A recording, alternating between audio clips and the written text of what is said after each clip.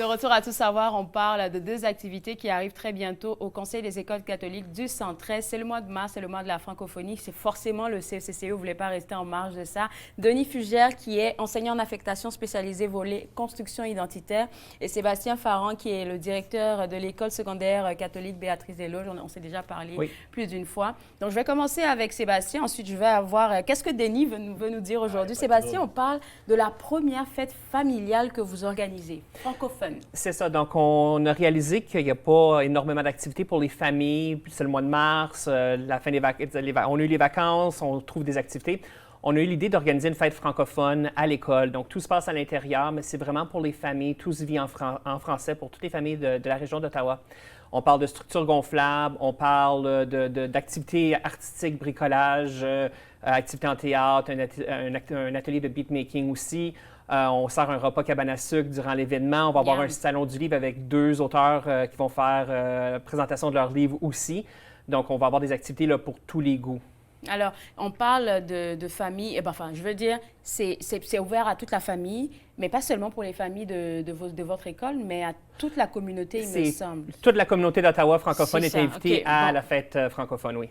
Alors, de cette première édition-là, je pense qu'il y a un élément avec lequel vous avez voulu vous démarquer. On parle d'une boussole. C'est quoi cette boussole? C'est ça. Donc, une des choses, c'est que le Conseil, on a certains projets qui sont en cours, puis un, c'est une boussole d'engagement communautaire.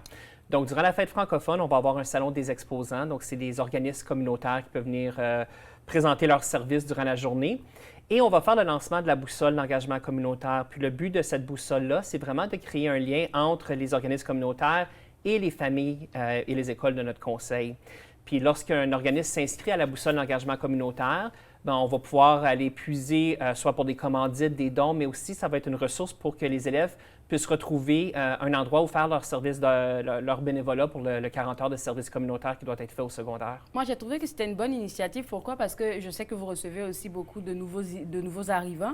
Bien, le bénévolat, ça aide toujours à être intégré dans la communauté. Et je pense que c'est aussi ouvert aux parents ou c'est juste pour les élèves, le volet bénévolat? Non, c'est ça. Ce volet-là est pour les élèves. Mais la boussole va vraiment être une façon de présenter les services qui sont offerts autant aux élèves qu'aux familles aussi. Parlons de l'implication des jeunes, de vos jeunes dans cet événement-là. Est-ce qu'ils seront impliqués ou c'est juste comme vous vous organisez de tout et puis... Oh non, ça va être... les élèves de notre école vont justement utiliser l'événement pour faire leur service communautaire. Puis en plus, notre événement sert de collecte de fonds pour la fondation du CECCE. Donc, c'est une fondation qui vient en aide aux familles dans le besoin dans notre conseil scolaire. Donc, tous les fonds amassés durant la journée vont aller à la fondation. Bon, une journée pour s'amuser, c'est déjà inscrit dans les calendriers, seulement qu'on n'a pas la date. C'est le 23 mars. C'est le 23 mars. De 9h à 14h. De 9h à 14h, pas besoin d'inscription. Je me présente juste et puis ça. On peut se présenter. Il y a des billets aussi qui sont disponibles sur Eventbrite en ce moment. On peut avoir un billet gratuit, un billet avec un don pour la fondation, puis aussi préacheter le repas cabane à sucre à travers de l'achat d'un billet. Parfait. Ça, c'est la première activité. Et comme tu viens de le dire, les billets sont disponibles sur votre lien Facebook. Il faut juste aller taper francophone. Et puis, je pense que les gens pourront avoir accès, ou bien même sur Eventbrite. Oui. Je pense que pour la deuxième activité, la folie furieuse, on a une petite vidéo qu'on va jouer pour introduire cela. Ben oui, et puis, on revient juste après.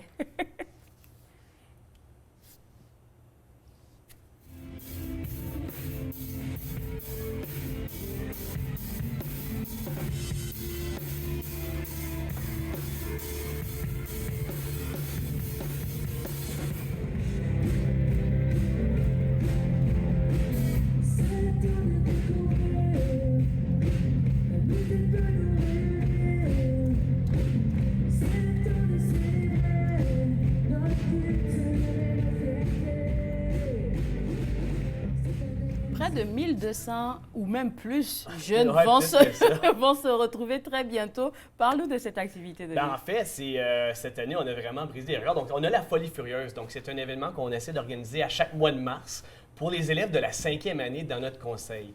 Donc, l'année passée, comme tu as dit, on a eu 1200 élèves. Cette année, on a plus de 1800 inscriptions. Donc, ça représente 36 de nos 46 écoles. Puis, on a même le AAV, donc notre école virtuelle. Il va y avoir un robot le 20 mars. Donc, ça se passe sur 3 dates pendant le mois de mars parce que 1800 élèves dans un gymnase. C'est ça que je regardais avec le gros yeux. Comment on gère ça? Non, ça fait ce qu'on a vu à l'écran, c'était la première c'était 600, presque 700 élèves de l'Est qui étaient à Mer Bleue. Ensuite, le jeudi, qui vient de passer, on a eu près de 600 élèves qui étaient à Paul-des-Marais. Puis notre prochain événement, notre dernier qui va clôturer un peu l'événement, ça va être le 20 mars à Pierre-Savard où on en attend presque 550. Parlons de la programmation de cette activité-là. Qu'est-ce que c'est? Et puis quand j'entends Folie Furieuse, j'imagine déjà que, oh mon Dieu, ça part dans tous les sens avec la musique et tout. Bien ça, habituellement, quand on dit Folie Furieuse, on pense à moi, mais là, c'est vraiment un événement. Ça fait des années que ça existe, puis on a changé un peu la formule. Donc, ce que c'est que dès le mois d'octobre, on envoie une invitation à tous nos classes de 5e année, puis même les niveaux doubles, les 5-6. Donc, je voudrais demander pourquoi 5e année? C'est un bon endroit pour, au niveau du cheminement identitaire des jeunes, de vraiment avoir leur attention. Ils sont intéressés dans tout, puis on leur présente vraiment des artistes de la musique francophone de partout. Puis c'est ça, qu'est-ce que c'est la Folie Furieuse? On choisit environ 10 artistes. Puis cette année, on a quand même changé la formule. On a même présenté des artistes comme Joe Dassin, Édith Piaf, Alain Souchon, parce que certains des artistes, parce que certains des artistes qu'on a choisis ont repris de leurs chansons. Donc là, du mois d'octobre, les élèves étudient de façon un peu ludique les artistes. Donc, on leur présente les chansons, on a un site web, les élèves peuvent faire du karaoké en salle de classe. On a même commencé des balados cette année. On a eu 2 artistes jusqu'à date qui ont fait des balados. Puis les élèves, avec les enseignants, ont la chance de découvrir ces artistes-là avec des listes de lecture sur Spotify, sur YouTube. Puis ils ont la chance aussi de découvrir un peu les jeux. Puis on fait des jeux ludiques. Donc l'événement comme tel, c'est un avant-midi de jeux, de quiz, de défis en lien avec les artistes. Puis cette année, on s'est lancé vraiment un défi. On a fait la fureur. Donc, on a fait avec 700 jeunes, des élèves chanter. Puis quand tu as 700 élèves qui chantent du Alain Souchon, là, ça donne des frissons. Honnêtement, là, on avait presque les larmes aux yeux. Puis là, ben c'est ça. Puis on célèbre l'après-midi avec un spectacle. Cette année, on a eu la chance d'avoir 2 artistes jusqu'à date. Donc, on a Jolie qui performe à tous les événements. Puis on a Mehdi Cayenne qui est venu. Puis il nous a vraiment fait une belle surprise. Jeudi, on ne s'attendait pas à lui. Puis il est venu quand même. Puis on a peut-être des surprises. On ne dévoile pas encore l'artiste pour le 20, mais...